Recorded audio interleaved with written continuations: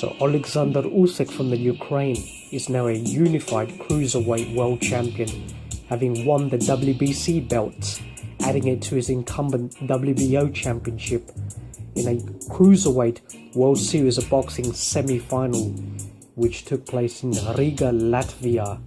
Usyk having defeated the home favourite Mairis Briedis by a majority decision.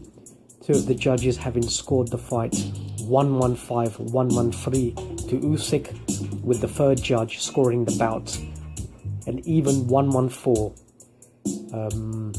A fight that may have superficially appeared to have been a titanic toe-to-toe, high-octane, high-volume slugfest, but it was a fight that I feel flattered to deceive. Conditioning was a perennial point in this fight. Mairis Briedis' lack of conditioning didn't allow him to sustain more than 1 minute of every round. He was definitely the more explosive fighter, the more economical puncher, probably the more accurate puncher, the better counter puncher during the first 4 rounds, but he couldn't sustain his attacks during the later stages, primarily due to his conditioning. Whereas conversely, Oleksandr Usyk didn't capitalize on his superior conditioning. Furthermore, Oleksandr simply did not go to Mairis's body. He just neglected that body attack. A glaring omission, given that it paid dividends in his previous fight against German Marco Huck. Now, Huck was operating a tight customary guard, something synonymous with German fighters over the years. So Usyk's straight left hand to the body and his right hook to the body compelled Marco Huck to lower his hands to try and protect his stomach, trying to protect his torso, thus creating opportunities for Usyk to attack him up top and increase his volume of punches, and eventually his avalanche of punches forced the referee to stop the fight. In this particular fight, Briedis' body was, I felt he was susceptible to body attacks. He doesn't do a good job in tucking in his elbows, his arms to actually protect his body. And after his fight, his left hook or his uppercut or his right hand straight down the middle, his body is open, and sadly for Usyk, he just neglected that part of the attack, which certainly did disillusion me. So the story of the fight was that Usyk was just too one-paced, and another staggering omission was Usyk has just lost the ability to punch on the fly, a tactic which also paid a huge dividend when he won the title against Polish slugger and dangerous southpaw Krzysztof Glowacki, who does have an explosive looping left hand, which certainly caused Marco Huck a great deal of problems when he won the title. So Usyk calibrated, I thought, a perfect strategy in using lateral movement, not to engage too much deep inside the pocket, trying to stay away from Glowacki's looping left hand, and was just punching around the target, peppering him with jabs, left hands, hooks, constantly moving, constantly forcing Glowacki to reset. A good strategy, a low risk strategy as well, but I felt a meticulously calibrated strategy to get the victory. And up against Michael Hunter, Usyk, we saw when he was having difficulty with Hunter's movement during the first part of the fight, he turned, he went into overdrive, decided to walk Hunter down, try and break down Hunter and try and stop Hunter, with a high volume of punches, actually progressively increasing his volume, and that I felt was an excellent strategy, his second part, and it did result in Usyk inflicting quite a beating on Hunter. The referee should have stopped the fight, but he didn't. But that showed me Usyk's ability to adjust, and his superior conditioning later on down the stretch. But in this fight, Usyk was reticent. The one adjustment he did make after the 5th round was, instead of doubling, trebling, quadrupling on the jab, which was being countered for the first 4 rounds, Briedis' left hook was landing flush up top. Usyk may have been very weary of his power, of his counter-punching ability, decided to go back to more of a conventional single jab, sometimes doubling the jab, trying to negate counter-punching from his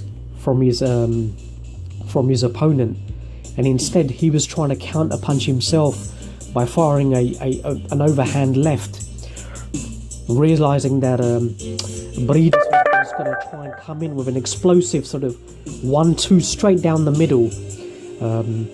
Now Briedis is not really.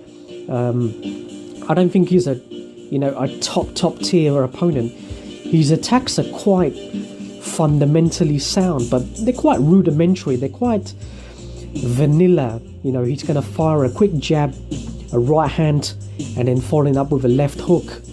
Sometimes he'll vary it. Sometimes he'll come in with an uppercut after his jab. So there's no significant variation of his game plan. But Usyk, unfortunately, he went back to some of the traits that may have won him all of those amateur accolades. He didn't invest in the body, which he should have. That would have slowed down, that would have exacerbated, whatever deficiencies Briedis had in his conditioning. It would have slowed him down far more, and I think it would have contributed to breaking down his opponent. But ultimately, the range of scoring from the judges, the scoring is in quite proximity to a very close, nip and tuck fight. So you have to credit the judges. The range between a 114 and a 115. Absolutely right. One could not have argued had it been a draw, or had the nod given to the home favourite team, Briedis, who was the more explosive, economical, perhaps the more accurate puncher as well. Usyk missing far too much with his punches, too one-paced. He could have increased his workload. He could have reeled off 10, 11 punches consecutive later on, but he was just trying to trap Briedis into the corner, trying to replicate the same thing he did with Marco Huck, but he did a poor job in trying to trap his opponent. But Briedis is a dangerous fighter. He's young, he's undefeated, he carries power in the left hook. That's what he did to the current WBA regular heavyweight champion of the world. When he was trapped against the ropes against Manuel Char, he fired a short, beautiful, left hook, which absolutely depleted all of the life out of Char. One of the best punches I'd seen. So maybe Usyk was weary of that power, maybe tasting the power initially. Hence, he was a little bit reticent to engage, trying to unload with his own punches. So Usyk, gets the nod. I felt it was a disappointing performance. I thought he was levels below what he had done against Marco Huck, what he'd done against Michael Hunter, and to a certain extent what he did against Thabisa Mukunu, where he did make a significant adjustment. Now, he is a notorious slow starter, we know that. But he makes adjustments in all of those aforementioned fights. But he didn't really make a significant adjustment in this fight. It was a pretty homogeneous type of fight he fought throughout. You know, just persevering with the same things throughout the fight, and it didn't have any significant impact. No fighter was able to break the will of the other fighter. There was no dominant, sustained attack from any fighter. It definitely was a nip and tuck fight. So the judges may have said, well, Usyk may have been the more positive fighter on the front foot, trying to walk down his opponent, maybe through the greater volume of punches. So those are generally the echelon, keywords to judges, ultimately deciding who is the victor on these very, very close fights where, effective aggression is not, too evident for a single fighter. So it comes down to very small margins, who has the better defense, who is the better ring general. But even those attributes, you couldn't just decisively say it was Usyk or Briedis. So very close margins. Usyk gets the nod away from home yet again. He is the road warrior. You have to give him credit. He's like Mad Max, the road warrior. Maybe he should be coming down with a double-barrel shotgun and a German Shepherd dog for his next fight. Credit to him. You have to congratulate him. He progresses to the final, where he will take on the winner of an eagerly anticipated semi-final between Murat Gassiev from Russia, IBF champion. Should really be the WBA super champion as well, having defeated Denis Lebyadev, up against Yunus Dortico, undefeated Cuban who holds the WBA regular championship. Two heavy-handed fighters. So somebody's O has to go, and somebody's jaw or ribcage has to go as well. So looking forward to that one. I'm going to give a proper breakdown, strengths, reconstruct a critique and a prediction on that. So yeah, let me know how you guys scored the fight, your thoughts, your appraisal of both fighters. Corruption Boxing. Peace.